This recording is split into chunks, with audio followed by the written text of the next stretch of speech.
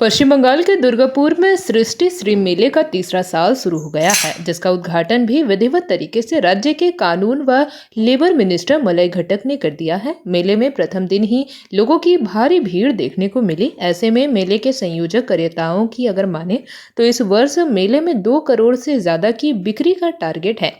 मेले के उद्घाटन समारोह में South Bengal State Transport Corporation के चेयरमैन सुभाष मंडल ने मुख्य रूप से उपस्थित थे। साथ ही इस कार्यक्रम में sub division administrator ADDA chairman Kabir Datta और दुर्गापुर म्यूनिसिपल कॉरपोरेशन की चीफ एडमिनिस्ट्रेटर आनंदिता मुखर्जी सहित कई अन्य गणमान्य व्यक्ति मुख्य रूप से उपस्थित थे। इस साल मेले में राज्य के 13 जिलों से 143 कारीगरों ने हिस्सा लिया है।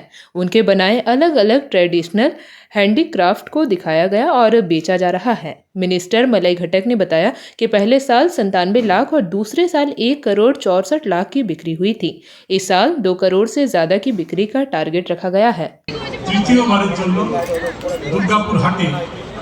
ভাই তোরা লাইটগুলো জ্বালাবি তো জ্বালা নাহলে বন্ধ করে দে লাইট জ্বালা বন্ধ করে আমি একটু আগেই খবর দিচ্ছিলাম যে সৃষ্টি মেলা এখানে কারা আসেন বলেন স্যার এবারে 13টা জেলা থেকে বিভিন্ন আর্টিজিয়ানরা এসেছেন যারা সারা বছর ধরে নিজস্ব কারুকার্যের কাজ করেন পরিশ্রম করেন এবং এই মেলার দিকে তারা তাকিয়ে থাকেন যে কবে সৃষ্টি মেলা দুর্গাপুরে হবে, আমরা গিয়ে আমাদের পসরা সাজাবো এবং দুর্গাপুরের মানুষ সেটা কিনবেন।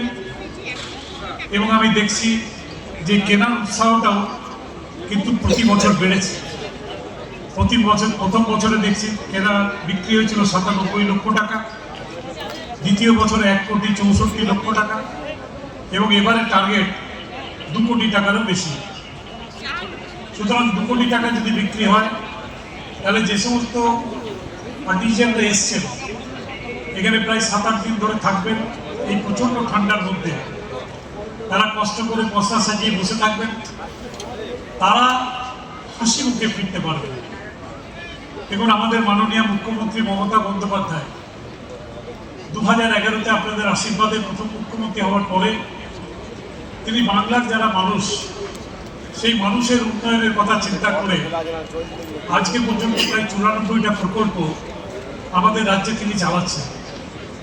94টা প্রকল্পের মাধ্যমে মানুষের পাশে দাঁড়িয়ে মানুষের কাজ করে মানুষের যাতে কোনো অসুবিধা না হয় সেই দিকে প্রতিনিয়ত তিনি লক্ষ্য রেখে থাকেন। আজকে আমাদের রাজ্য একমাত্র রাজ্য যেখানে বিনা পয়সায় রেশন পাওয়া যায়, আমাদের এই রাজ্য একমাত্র রাজ্য যেখানে সবারই জন্য স্বাস্থ্যসাথীর কার্ড 5 লক্ষ টাকা সেটা কিন্তু পাওয়া যায়। আমাদের এই রাজ্য একমাত্র রাজ্য যেখানে মা এবং বোনেদের জন্য লক্ষ্মী ভান্ডার বলে প্রকল্পটা চালু করে দিয়েছিলেন। যে লক্ষ্মী ভান্ডারের মাধ্যমে প্রতি মাসের প্রথম সপ্তাহে মা এবং বোনেদের ব্যাংক অ্যাকাউন্টে তিনি সামান্য হলেও টাকা পৌঁছে দেওয়ার ব্যবস্থা করেছেন। আমাদের এই রাজ্য একমাত্র রাজ্য যে রাজ্যে জন্মের থেকে মৃত্যু পর্যন্ত যখনই মানুষের কোনো সাহায্যের দরকার হয়, যখনই মানুষ কোনো বিপদে পড়েন, সেই বিপদের পাশে যিনি দাঁড়ান তার নাম কিন্তু মমতা ব্যানার্জি। তিনি মানুষের জন্য চিন্তা করেন, ভাবেন এবং মানুষের জন্য কাজ করেন। আমাকে একটু আগে জিজ্ঞেস করছিলেন যে দুর্গাপুর হাট এটা কবে হয়েছে। আমি বললাম যে এটা আমাদেরই সরকারের সময় হয়েছে, কারণ আমাদের সরকার গঠনের পরে এই দুর্গাপুর হাট তৈরি হয়। ওখানে দুর্গাপুরে নয়, আরো অনেক জায়গায় এই ধরনের হাট বা মেলার যে আয়োজন, এই আয়োজন করার জন্য কিন্তু মাননীয় মুখ্যমন্ত্রী সবসময় তিনি তার হাত বাড়িয়ে দিয়েছে। JP भारत लाइव, भारत की बात JP के साथ। वीडियो को लाइक करें, शेयर करें और चैनल को सब्सक्राइब करें।